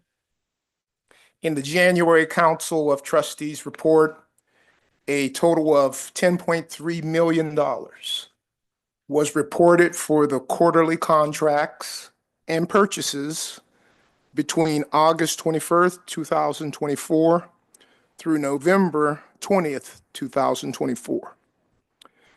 The purchases and contracts were of a value over 23,200. That total $7.2 million. Contracts under 23,200 total $3.1 million. Penn West, California held a groundbreaking ceremony. They have a new science building, and that ceremony on January 13th. A 63,500 square foot facility is a part of a $39 million project, which was funded by the Department of General Services. It's set to open early in the first quarter of 2027. It will be the home of students who will be studying biology, earth, environmental services or sciences, chemistry, physics, and it will house 17 science labs and 19 support spaces, which will specialize in physics, general science, biology, and chemistry.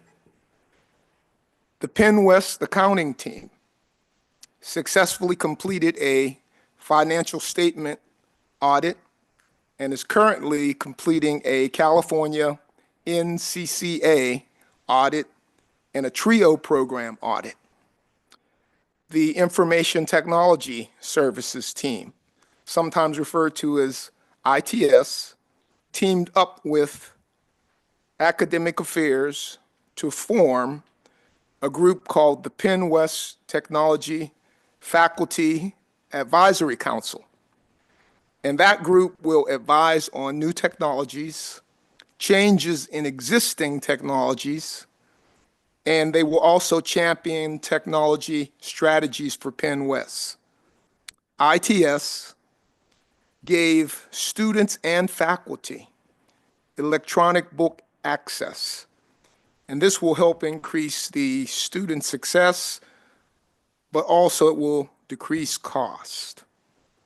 Now I'd like to turn it over to the Vice President, Fawn Petrosky, who is joining us right now via Zoom. Thank you, Trustee Pickett. As normal, we have a couple action items for the Council Trustees to consider. First one being our external financial support. Annually, we have to provide the Chief Counsel and the Vice Chancellor for Administration and Finance a summary of the prior fiscal year's direct university support provided to the affiliated entities and the contributions, both financial and non-financial, made by the affiliated entities to the university. The same report is then given to the Council of Trustees. Do you want a motion now, Fawn? Yes, I was just going to say the documents were provided under a separate cover in your packets for review. And yes, if you could go to a motion, that would be great, Chair. The motion is that the Council of Trustees approve the resolution certifying compliance with the Board of Governor Policies 1985-04 University External Financial Support. So we need a motion. So moved by and seconded by Representative Oberlander as well as Representative Magi. Any discussion on the motion? Hearing none, all those in favor, please signify by saying aye. Any opposed? The ayes have it, the motion carries. Fawn, can you elaborate on the audited financial statement? Sure. I am actually going to turn this over to Jared Clark. He's joining us today from our audit firm of Clifton Larson Allen. So he will present the financial statements, and then Chair, we will ask for a motion to approve those as well. Jared? Awesome. Thank you, Fawn. And thank you, everybody. My name is Jared Clark. I'm a principal out of CLA in Pittsburgh. I work for CLA. I'm in our higher education group. I have audited Penn West for the very few years that Penn West has existed so far. So happy to be back here today. With me, I also have Logan Chettle from our team. She was the in-charge accountant on the audit, and she's going to begin with the agenda. Logan? You might need to unmute yourself. You're right. Thanks, Jared. Just starting with a brief agenda of what we'll be going over today. We have our overall audit scope and process, the audit opinions and the required communications to both you as the board and management, some upcoming emergent issues, which will cover the new accounting standards that will be affecting Penn West next year. And then at the end, there'll also be a QR code if anyone's interested that will take you to our page and give you our industry meetings and updates if you would be interested in attending. Next slide. So a brief overview of the audit scope and what we're required to present and report. We have the overall report on the organization's financial statements. We have our internal control and management letter. So we do perform procedures surrounding Penn West internal control in relation to our overall audit procedures. We do not express an opinion on the effectiveness of the internal controls as a whole. Happy to report no material weaknesses, no significant deficiencies there. So everything seems to be operating as it's intended to. And then we also have the required governance communication letters, which Jared will go over later in the presentation. So going over our audit process, it is a risk-based approach. We don't cover every single small transaction. And these 8 areas here are the more significant areas that we focus on. So starting with internal controls, like I said previously, we gain an understanding of those processes from management and perform walkthroughs over those key audit areas to make sure things are operating as intended and the proper checks and balances are in place. In addition to performing additional procedures over the IT environment as we go into this more digital space and make sure the checks and balances are in place there as well to make sure that things can operate effectively. I would say the biggest area for Penn West would probably be looking at the revenue and the accounts receivable, including the tuition, auxiliary, and the grant revenues, as well as the associated AR that comes with those. So we get the student rosters, current year rates, as well as any supporting schedules from management and perform a recalculation of those tuition revenues to make sure they're reasonable at year end, as well as testing the associated deferred revenue and AR with those. For significant estimates, we're looking at for reasonableness in comparison to past periods. For Penn West, those more significant estimates would include your allowance over your student accounts, compensated absences, and the OPEB and pension expense and liabilities, as well as all of those related required supplementary disclosures. Looking at the next issue, in the current year, there was a university bond defeasance transaction, which got rid of a good amount of the bond debt off the Penn West balance sheet. And you will see the associated appropriation revenue increase in the current year that was provided by the state in order to complete this transaction. So we were able to obtain those agreements from the system office as well as the journal entries and reviewed the agreements and overall accounting for it to ensure everything was recorded properly, including the associated gain that's included on the statement of net position in the current year, which I believe was around $5 million or so dollars. We also test for any new significant current year additions or disposals around your capital assets and construction in progress, confirm significant cash investment accounts directly with the bank and the investment broker, perform some analytics over the payroll expenditures and related other higher expense areas year over year to see if they're reasonable to the overall activity of the organization throughout the year and the overall expenditures as a whole. And lastly, for pension and OPEB, obtaining those actuary reports and entries from the system level office to agree the current year OPEB pension allocations, including deferred inflows, outflows, expenses, and liability to the underlying actuary reports to make sure everything flows into your financial statements properly. Jared, I don't know if you want to have anything to add there, but turn it back to you for the audit opinions and the governance communications. Yeah, no, Logan, I think you summarized it really well, and thank you. So, I think there was a quote from President Anderson earlier in the meeting. He said, "I looked at the audit, it all looked good." So, he kind of stole my thunder a bit, but looking at the audit opinions, we did issue an unmodified opinion. In President Anderson's words, that means it's good. It looks good. That means in all material respects, the financial numbers reported in those statements are correct and true. So it's a good opinion. It's the highest opinion we could give on the financials. As Logan had mentioned, we also do evaluate the internal controls of the university. We don't issue an opinion on it, but we are required to report certain things. There were no material weaknesses or significant deficiencies. Those are the two levels of control deficiencies that we were required to report on. Nothing over there. So again, a clean audit. The audit was primarily completed and issued by October. It was a very quick turnaround. The finance team was very great to work with. Fawn, shout out to you. Thank you for working with us all these years. It really makes our job easier when you have a good, responsive finance team, and that's what we got with Penn West this year. So thank you. If we could go to the next slide. Next slide as well. There is one upcoming. We always like to give kind of a warning shot per se for upcoming accounting standards that will impact the university next year. There's one, it's GASB 101. GASB stands for the Governmental Accounting Standards Board. So if you were to look at Penn West balance sheet, there is a liability for the compensated absences, the vacation and sick time that employees take at Penn West.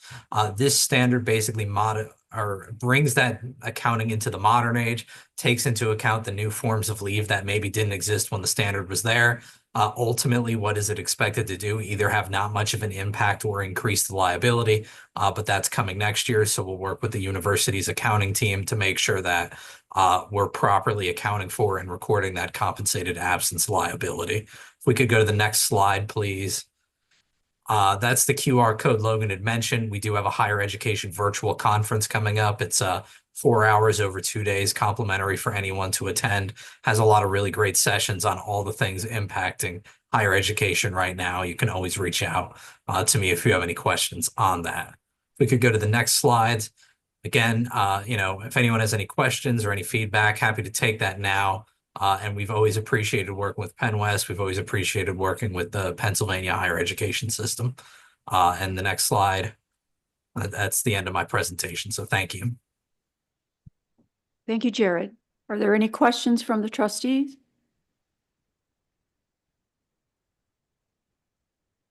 So Fawn, do you want the motion read for the next part? Yes, we're prepared. Yes, please. Thank you. Motion is that the Council of Trustees approve the university annual financial statement for the period ending June 30th, 2024, as prepared by Clifton Larson Allen. I will need a motion and a second. So moved, Nikolai. Motion and 2 seconds. We're doing very well today. Any discussion on the motion? All those in favor, please say aye. Aye. Aye. Any opposed? Motion carries. Fawn? Nice to say thank you, Chair Dunbar. That completes our report. We need to thank you.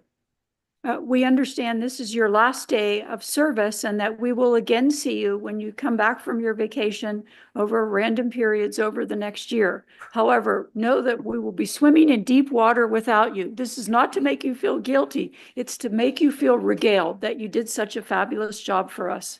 Thank you, thank you, thank you. Thank you, Chair Dunbar, and thank you to all the trustees and to all my colleagues across Penn West and my auditor friends. So it's been a great career. I could not have asked for anything better. I met a lot of nice people along the way, a lot of, very passionate people about higher education. So I want to thank all of you too for affecting my life the way that you have. Thank you. Woo!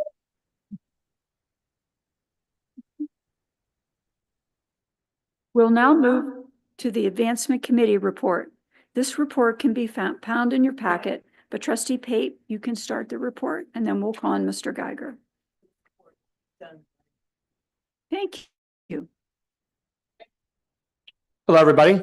Jim? Some updates from our committee. Our committee is a little bit different. We meet monthly. It's also different that we are more broad in scope. We have representation from our faculty leadership, from our foundations, and from our alumni associations.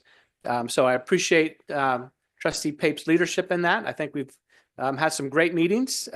Since our last trustee meeting, we met October 20th. Trustee Pape invited Marissa Graby Hoover from Penn State, and she spoke with us a little bit about how they work to engage trustees and volunteers in the fundraising process. So it was great to hear from her. On November 18th, we had special guest Casey Basehall from Strategic Enrollment Management, who talked us through the postcard project. And many of you have already participated and may want more postcards. No, I keep trying. The Trustee Oberlander has completed her 50. She's always an overachiever. She's an over 51. She's an 51. Thank you very overachiever. much. But it's a great way for, and I'll talk a little bit more about that here in a minute, but we appreciate your support in that. On December 16th, we again talked about the alumni postcard a little bit more. We had a little more information about it, and then ways that we could impact enrollment, leveraging athletics, bands, and the special academic days that David talked about. And then January 13th, we met, we reviewed fundraising totals and spring alumni events. Our spring day of giving is coming up March 20th. Next slide, please. Here's where we are through the first half of the fiscal year. Where you want to be is 60% of your goal from a fundraising perspective through the first half of the year. From Penn West total, we were at 67%. You can see that the different campuses are at different spots. We certainly benefit from the continuing philanthropy from the Rutledge family on our California campus. So we're grateful to them and the impact that they have. And we're seeing more and more, you see it's not a huge number, $3,500, but we're starting to get more and more gifts to Penn West. So we think that's an exciting step forward also, that it's resonating with folks and they're making gifts that way. So again, 67% to goal from the fundraising total. Alumni donors, we're at 68% to goal. Our California campus is at 64, Clarion at 57, and Edinboro at 84. Edinboro, not to make an athletic pun about Athletic Day of Giving, but I'm going to do it anyway. They hit a home run. They really knocked it out of the park around the Athletic Day of Giving. So we're taking what we learned to bring to the other two campuses. So again, from through the first half of the fiscal year, our alumni donors were 68% of the way to goal. Next slide, please. Signature alumni events coming up. Distinguished Alumni Awards on the Clarion campus, Friday, March 7th. On the California campus, March 22nd. And at Edinboro, March 28th. And then Homecoming 2025, October 10th and 11th at Edinboro. Cal is 17th and 18th of October. And then Clarion 24th and 25th. We're pleased here in Clarion, we were able to work with some changing of our athletic schedule and some really a strong partnership with the borough, being able to move the Autumn Leaf Festival to align with the home football game. We lost one with Mercyhurst moving to Division I. So that partnership with the borough, very strong, and we're glad that that all worked out so we can have a traditional homecoming look. Next slide, please. Alumni postcard project. Again, it's a great way to engage our alumni in ways that don't just involve us asking them for money, really asking them to do something that might be close to their heart, that they can share their stories with prospective students and their families. This is a picture of the last Clarion Alumni Association board meeting. We had some folks on that board that were in the middle of writing their postcards when we met. So we snapped a picture of them. We started with the alumni associations, taking the feedback that we got from them. We originally started with 100 postcards, and that felt like a lot. So we dropped that down to 50. But it's been a great way not only to, like I said, not only to impact enrollment, but really to help alumni find a way that they can feel helpful to us. We'll track both ends of this. So we'll track what does this do to students that receive postcards. We're also going to track what it does to our alumni. Do alumni who participate in this postcard project, will they give? If they haven't been givers, will they give more? But we'll track the impact on both ends of that spectrum. A few athletic highlights. We heard some of these. Our athletic programs are really outstanding, and it's hard to pull them all in just to a couple of bite-sized bullet points. Cal, as I'm sure most of you know, they played in the PSAC championship football game and advanced to the Super Region 1 NCAA playoffs. They finished the year ranked number 12th in the top 25 poll and had a 10-3 record. Head coach Gary Dunn was named the PSAC West Coach of the Year for the first time in his career. And 6 women's soccer players were named to the CSC Academic All-District team. At Edinburgh, Will Speed has been announced as the head adaptive athletics coach. So that is wheelchair basketball. So we're pleased to have him on board. He brings great experience. That's really a signature program on that campus. Kate Zepp of women's cross country qualified and ran at the NCAA National Championship meet in Sacramento, California. And football's Wilfredo Diaz led the nation in tackles across all divisions with 13.6 tackles per game, earning Division II second team All-American. And at Clarion, London Fuller, a volleyball player, was named a top 30 honoree for the NCAA Woman of the Year award. Cassidy Snyder, also in volleyball, was unanimous All-American selection for the second straight year. Bless you. Earning first team All-American in Division II. And at this point in time through the swimming season, 5 swimmers have hit at least one NCAA B cut. That means that they are on the precipice of making the NCAA finals. And 9 divers have fully qualified for the NCAA championship pre-qualification meet. I think that's my report. Cue the confetti. Does anybody have any questions for VP Geiger? Comments? Thank you. Thank you, Jim. Next up is a report on the executive committee. We have only been an executive committee for a day, but yet we have all met. We met yesterday as trustees with the cabinet. As I said earlier, part of that day was together with the cabinet. And from my expression, we met my goal, which was to learn more about each other and to grow together. As part of that, as the cabinet left us, we met, the 7 of us who were present, and we shared our goals for the next year and things that we are yet to work on. And then Vice Chair Larry Pickett and I met with our president first thing this morning so that we can review all of the goals we developed yesterday as a council. So we have met already, and we are happy yesterday that we had time to synthesize what it is we would like to do moving forward. I'm very proud that Chair Pape led us through the time of building blocks, and now we're going forward in a different direction and looking for how we can better help all of these people that have done reports and in what way they can use us as trustees in their initiatives. At this time, I would like to entertain a motion to adjourn this meeting.